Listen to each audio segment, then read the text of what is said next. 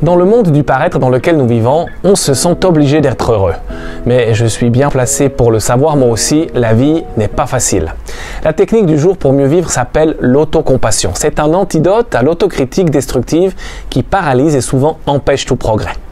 De nombreuses études ont démontré que, contrairement aux idées reçues, se traiter avec compassion et gentillesse face à un échec rend les gens plus susceptibles d'étudier davantage après un mauvais résultat, par exemple. Alors pour aujourd'hui, essayons de reconnaître quand les choses ne vont pas bien et de nous traiter nous-mêmes comme nous le ferions avec notre meilleur ami. Le principe est de reconnaître nos émotions lorsque la vie nous met à l'épreuve, en se disant « oui, c'est difficile et je suis triste ». Parlez-vous comme vous parleriez à votre meilleur ami pour le réconforter et donnez-vous de l'espoir. Donner de l'espoir pour vivre un peu plus heureux, c'est précisément l'objectif de cette chaîne YouTube. Alors partagez et abonnez-vous, ce sera aussi utile à d'autres. Savoir écouter est probablement l'une des choses les plus compliquées à faire. Même moi, avec des années de pratique, il m'arrive encore de me tromper. La technique de l'écoute active permet d'éviter les principaux écueils contre lesquels nous butons dans nos conversations. L'écoute active est un processus divisé en 5 éléments: écouter attentivement, paraphraser, reformuler, ne pas juger et ne pas donner son avis. C'est une manière positive d'échanger et cela permet à l'interlocuteur de se sentir écouté et entendu, 2 éléments super importants pour avoir une conversation productive, surtout si le sujet est difficile. Ces 5 éléments sont simples, mais je vous garantis ce n'est pas facile à appliquer. Pas facile, mais ça en vaut largement la peine. L'écoute active est très utile tant dans la vie privée qu'au travail, alors lancez-vous et surtout partagez ce conseil avec quelqu'un pour qui ça pourrait être utile et abonnez-vous, vous nous soutenez.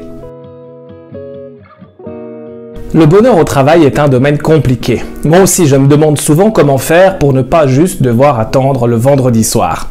La technique du jour s'appelle redessiner son travail. L'idée est que, tout en acceptant de rester dans le même rôle, de se créer un sens nouveau et utile pour mieux vivre sa journée. Il faut plusieurs éléments pour redessiner son travail. Mais le premier pas est de volontairement créer un sens à ce que nous faisons pour être plus en lien avec nos valeurs. Ça demande un peu de réflexion et de créativité. Un barman peut décider que ce qui compte pour lui est de donner le sourire à ses clients.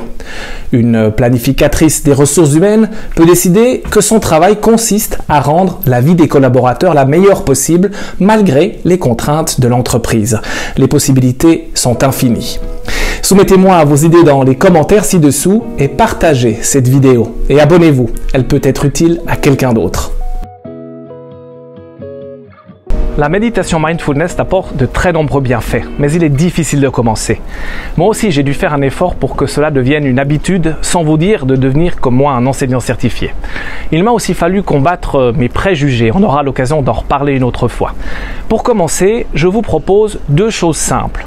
D'abord, d'oublier tout ce que vous croyez savoir sur la méditation.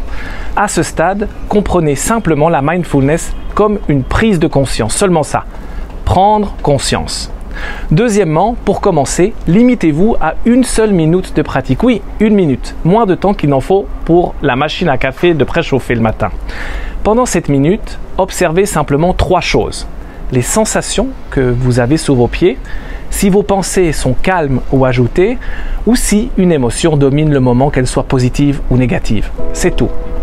Et c'est la pratique qui compte, souvenez-vous. Et 1 minute, c'est suffisant pour commencer. Un pas à la fois suffit si on le fait tous les jours. Il y a des moments dans la vie où nous nous sentons dépassés. Cela m'arrive à moi aussi, plus souvent que je ne le voudrais. La technique du jour est jeter l'ancre dans la tempête. Elle est particulièrement utile lorsqu'on se sent en souffrance ou angoissé. Il ne s'agit pas de supprimer, au contraire, mais d'observer ces émotions difficiles et de prendre conscience que nous avons un certain contrôle. Jeter l'ancre peut se faire n'importe où. C'est d'abord reconnaître en silence qu'on n'est pas bien. Planter fermement nos pieds sur le sol. Il y a une souffrance, mais il y a aussi un corps autour de cette souffrance. Alors, ressentez vos pieds et vos bras. Puis comptez 5 objets que vous pouvez voir autour de vous. Comptez aussi 5 sons que vous pouvez entendre. Sentez votre cœur, bougez, étirez-vous. Enfin, il y a aussi l'endroit dans lequel vous vous trouvez, alors observez-le.